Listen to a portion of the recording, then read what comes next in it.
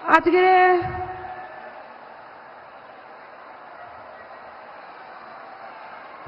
মাননীয় প্রধানমন্ত্রীজির সমর্থনে এই মঞ্চ, সম্মানীয় মঞ্চ এবং এই মঞ্চের সামনে উপস্থিত সমস্ত এই বিজেপি পরিবার, আমার মা, ভাই, বাবা, সবাই আমার প্রণাম গ্রহণ করবেন।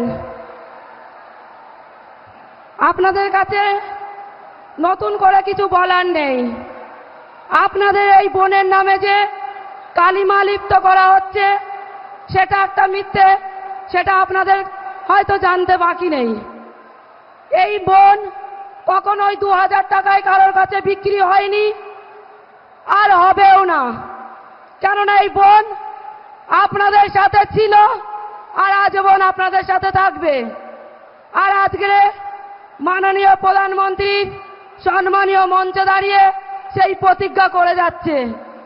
তাই আপনাদের কাছে আমি বেশি কিছু বলবো না, দুই একটা বক্তব্য রেখে আমার বক্তব্য শেষ করব। আজকের এই মঞ্চে যেটা আমার আপনাদের কাছে বলার ছিল, আজকের এই মঞ্চে মাননীয় প্রধানমন্ত্রীজিকে আমরা মাননীয় প্রধানমন্ত্রীর তৃতীয়বারের জন্য মাননীয় প্রধানমন্ত্রীজি করছি। এই গ্যারান্টি আমার মা ভাই বোনেদেরকে গ্যারান্টি সব নিতে হবে। তাই আমার মা বোনেরা একবার এই গ্যারান্টি সব আমাদের মোদিজি, মাননীয় মোদিজির নামে একবার জয় শ্রীরাম, জয় জয় শ্রীরাম। আর এই পশ্চিম বাংলায় আজকের যে তৃণমূলের ছোট ছোট যে পিঁপড়েরা এখনো আমাগাড়ি দিচ্ছে আর মা বোনেদেরকে হুমকি দিচ্ছে আর মিথ্যে কেস দিয়ে যেটা ভাই মায়েদেরকে হাজতবাস করাচ্ছে, তার উপযুক্ত জবাব আমরা দিচ্ছি। আমরা এই 2024-এর জুনের 4 তারিখে তার জবাব দেব। আর সেই জন্য আজকের আমার মা বোনেদের এই জনসভা, আমার মা বোনেরা প্রস্তুত নিন।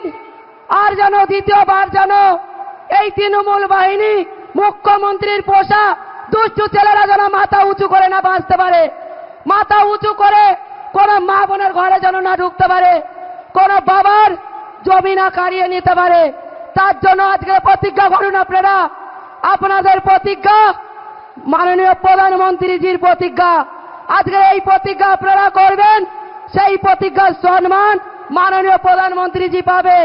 তাই আমি বলছি, আমি আপনাদের সাথে আজীবন থাকবো, আপনাদের ঘরের মেয়ে। কোনদিন মুখ্যমন্ত্রীর পোষা কোনো দুষ্টু ছেলে মেয়েদের মতন পিছিয়ে যাব না। এ দলের থেকে ও দলে গিয়ে রং বদলাবো না। যেটা সন্দেশখালীতে হয়েছিল সেটা পুরো পশ্চিমবঙ্গের মানুষ জানতে পারবে আর জেনে গেছে। আর যে মা বোনেরা এখন অব্দি মুখ খোলেনি তারাও মুখ খুলবে।